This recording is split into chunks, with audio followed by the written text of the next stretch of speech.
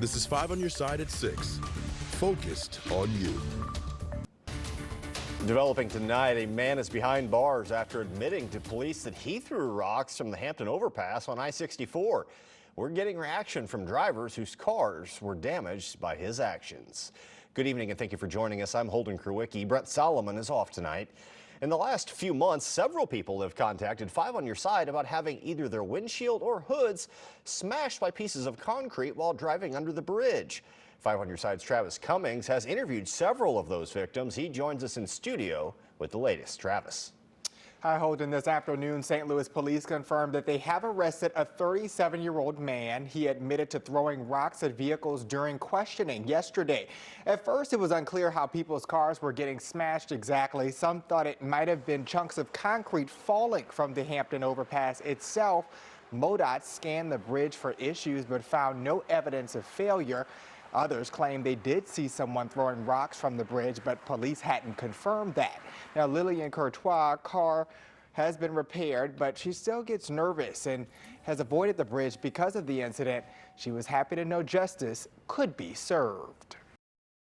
Yeah, I was definitely surprised, but also kind of relieved that maybe I could just, finally drive over there without having to feel like I'm going to get my car, damaged again. The only thing I think of was a mom driving under there and their child in the car, and it just being a complete disaster. It just scares me. Now, warrants will be applied on at the Circuit Attorney's Office. The St. Louis Police says we'll have much more on this story tonight at 10. Travis, thanks. For weeks, gunfire in Soulard has left residents unsettled. Last night, more gunshots rang out near 9th and Allen. One resident says they heard over 25 gunshots in a short amount of time. This is the third Friday night that gunfire has been heard in the St. Louis neighborhood. Residents tell 5 on your side they want city leaders to step up. Over the past 6 months to a year, it just seems like it's gotten increasingly bad. It's just at this point, it's what do we do? We can call them in, but, we need city leaders to help us. Right now, police say several residents reported seeing 4 to 5 men running in the street as those shots were fired. It's been nearly 5 months since a deadly school shooting at Central Visual and Performing Arts High School.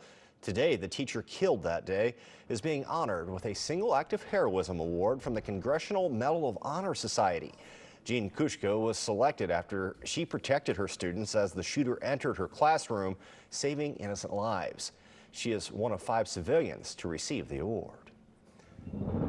Let's now head over to Chief Meteorologist Scott Connell for your weather first forecast. And Scott, after seemingly 2 or 3 weeks of rain, it was nice to see some sunshine out there today. Yeah, the rain moved out overnight, and of course it left quite a bit around the area, 2 to 3 inches for most of Metro St. Louis, and 4 to 5 inches in some places off to the south and southeast. But right now the skies have cleared out across most of the area. It's a pretty bright evening. You have about another hour and a half of daylight. Looking out at Lambert, where things are fairly quiet. How about Sue sending this on the 5 on your side Weather Watchers Facebook group?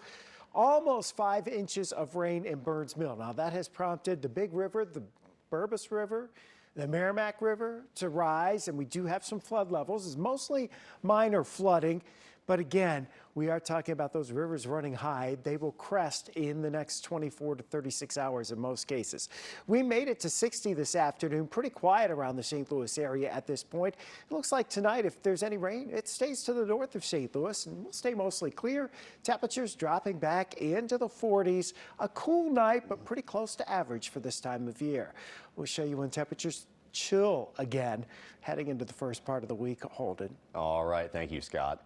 A man has been charged with the murder of his grandparents in Lincoln County. Davion McRoberts is accused of shooting and killing Kathy and Donald McRoberts at their home in Troy on Tuesday night. He was charged Friday with 2 counts of murder and armed criminal action. Tonight, we're learning more about the victims in this tragedy. Kathy and Donald were beloved in their community where they spent most of their time giving back. Our Mercedes McKay shows us the legacy that the couple left behind. Inside the Calvary Chapel Food Pantry in Troy on Saturday. Boxes were stuffed and cars were filled. God bless you. But something was missing. Definitely feel the loss of not having his smile and her smile, and they're, hugging everybody when they come in. What was first a need for Kathy and Donald McRoberts turned into a weekly act of service. The husband and wife spent the last 5 years volunteering at this food pantry, where people are not only fed, but healed too. Don and Kathy just love being part of that. They would never take any credit for anything either. They were so selfless and giving. Attributes like that is why the news of the big-hearted couple being murdered by their own grandson was shocking to everyone here. They're always talking about their kids and their grandkids, and Kathy was always like, I gotta go get my babies. He'd do anything for anybody. He was always there. If you needed help, all you gotta do is call and he'd be right there. Without Don's infectious smile and Kathy keeping the guys in line, double the volunteers came to help on the first Saturday without them. While there will always be a void, this community feels blessed to have been a small part in the McRoberts' time on Earth. Their life is really a celebration of a Christ-centered life, and I cannot be sad at them being in heaven. Don would pick up food twice a week at Aldi's for the food pantry, and a volunteer told me that he even impacted the Aldi's employees. They said that they were heartbroken and asked about the funeral arrangements for him, so it was clear these two made an impact on everyone they met. In Troy, Mercedes McKay, 5 on your side. If you'd like to donate to the food pantry where the McRoberts spent most of their time serving, head over to our website, ksdka.com, and look for the story under the As Seen on TV section.